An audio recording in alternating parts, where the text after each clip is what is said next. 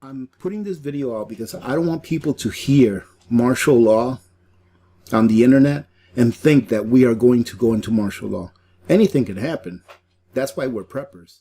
Hello YouTubers, Alaska Prepper here. So many people have been talking about martial law and that martial law is going to be declared and all that kind of stuff. I wanted to read this article to you because I just want some people to understand what martial law is. Martial law is pretty much when the Constitution is set aside and you're no longer protected by the Constitution. Meaning that all of the rights that we have in this nation will no longer be protected by the Constitution. That's what martial law means. And I honestly don't think that martial law is the way to go. Because what happens if the side that you want to come atop doesn't?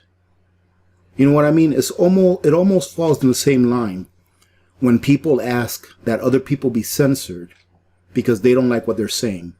Well, what happens when a party takes office that doesn't like what you're saying and then they censor you? Same thing with martial law. People that say that martial law should take place, that all of the protections that we have under the Constitution of the United States be put to the side for however long so that things can end up where they want it to be. What if the opposite side that you want to have control ends up having control and martial law is still in place? Then that side ends up dictating how you live your lives. So don't be very quick to want there to be a martial law. Pentagon and Washington area military leaders are on red alert, wary of what the president might do in his remaining days in office. Though far-fetched, ranking officers have discussed what they would do if the president declared martial law. And military commands responsible for Washington, D.C. are engaged in secret contingency planning in case the armed forces are called upon to maintain or restore civil order during the inauguration and transition period. According to one officer who spoke to Newsweek, on condition of anonymity, the planning is being kept out of sight of the White House and loyalists to the president in the Pentagon for fear that it would be shut down. I've been associated with the military for over 40 years, and I've never seen the discussions that are being had right now. The need for such discussions, says a retired flag officer, currently a defense contractor who has mentored and advised his service's senior leaders. He was granted anonymity in order to speak without fear of reprisal. A half-dozen officers in similar positions agree that while there is zero chance that the uniformed leadership would involve itself in any scheme to create an election-related reversal, they worry that the military could get sucked into a crisis, particularly if the president tries to rally private militias in an effort to disrupt the transition and bring violence to the Capitol. Now, ladies and gentlemen, understand that this is all really speculation. I'm putting this video out because I don't want people to hear martial law on the internet and think that we are going to go into martial law. Anything can happen. That's why we're preppers. So prepare yourselves. Be prepared. I would say to be prepared for all of 2021. If you don't have everything you need as far as sustenance, as far as stuff, as far as things that you need to get in order to be prepared for all of next year, then you need to act. I did a video earlier today saying that the stimulus package has been signed by the president. Therefore, it is now law, which means that most people in the United States will be getting a $600 stimulus check. Use that check if you can, because in all honesty, for some people, for a lot of people, preparation is not an option. They won't be able to prepare for anything because of the condition in which our economy finds itself right now. So if you can, prepare. Prepare as much as you can for the year that's to come, for 2021. Right now, because of this health crisis, one retired Judge Advocate General says the president actually has unprecedented emergency powers, ones that might convince him, particularly if he listens to certain of his supporters, that he has ultimate powers and is above the law. But martial law, says the lawyer, is the wrong paradigm to think about the dangers ahead. Yet, while the Pentagon officially responded to Newsweek's queries with various quotes from defense leaders that the military has no role to play in the outcome of the election, it declined to address post-election crises or the discussions of martial law, referring questions to the White House. The White House then declined to comment.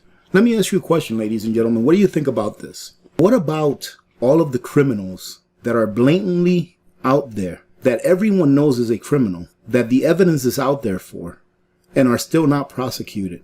Why are we not screaming about this? And for those that are screaming about it, why are their voices not being heard? It seems that every time that someone gets caught doing something wrong, especially someone that's in a higher up position, that we hear screams and yells about it for a little bit and then it fades away.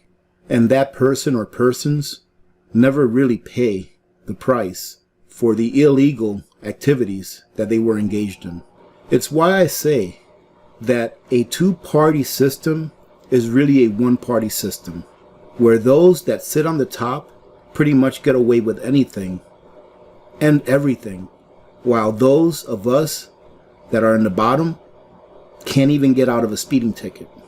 At this point, there's no telling what the president might do in the next month, says a former Northern Command commander, one who has been intimately involved in the development of domestic civil planning. Though I'm confident that the uniformed military leadership has their heads screwed on right, the craziness is unprecedented, and the possibilities are endless. The retired flag officer also requested anonymity because he is actively advising senior officers and is not authorized to speak on the record. In some ways, the military has already gotten dragged into the issue. Retired Lieutenant General Michael Flynn, the president's first national secretary advisor, and recently pardoned, publicly broached the subject of martial law on the conservative channel Newsmax, saying that the president should use the military to seize voting boxes and rerun the election in certain states. General Flynn says he could take military capabilities and he could basically rerun the election. The president has to plan for every eventuality because we cannot allow this election and the integrity of our election to go on the way it is. Flynn's suggestion has been openly condemned by numerous retired officers. Ladies and gentlemen, I'm not sure if you all know who General Flynn is. However, I always say read between the lines, and especially since some of these quotes are coming from real mainstream media channels, you should really investigate as to who General Flynn is before you make judgment upon him because of what someone says. After his television remarks, Flynn was invited to the Oval Office over the weekend, according to the New York Times and CNN, where he repeated his proposal. Since then, top aides have shut down the president's musings, and military sources point out that none of these discussions have included the Pentagon. And there you go. For anyone thinking that the president has it in his mind to declare martial law, even though a lot of what I've read to you, ladies and gentlemen, I think is just propaganda. This is a tweet from the president saying martial law equals fake news. Just more knowingly bad reporting. I don't want people to worry about something that has a very low likelihood of happening. Because like I said before, I think martial law would be a terrible thing. I have my opinions on what's been going on in the last month and a half or so. In my opinion, martial law is not the answer.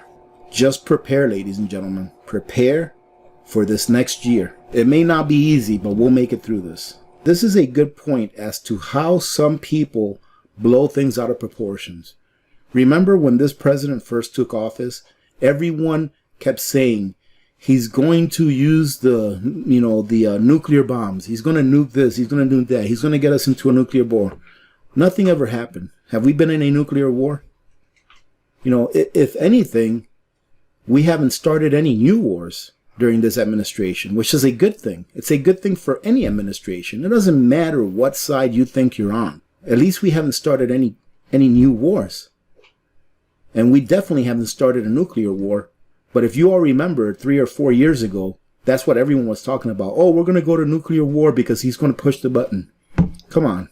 So, ladies and gentlemen, pretty much the reason I felt like I had to do this video is to allow you to think for yourselves.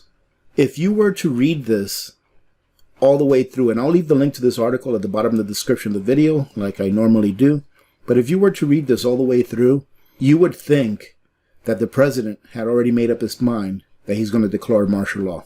And I just don't think that's the case. Again, no matter how you feel, no matter what side you're on, you shouldn't want martial law. Do not vote for something that is going to make all of the rights that we currently have omitted, where our rights are no longer there under the edict of one person.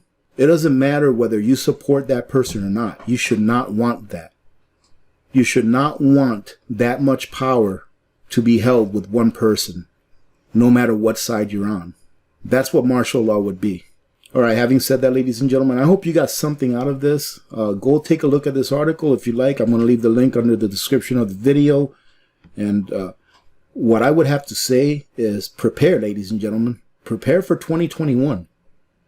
2020 was, man, it was a hoot, wasn't it? 2020 was something else.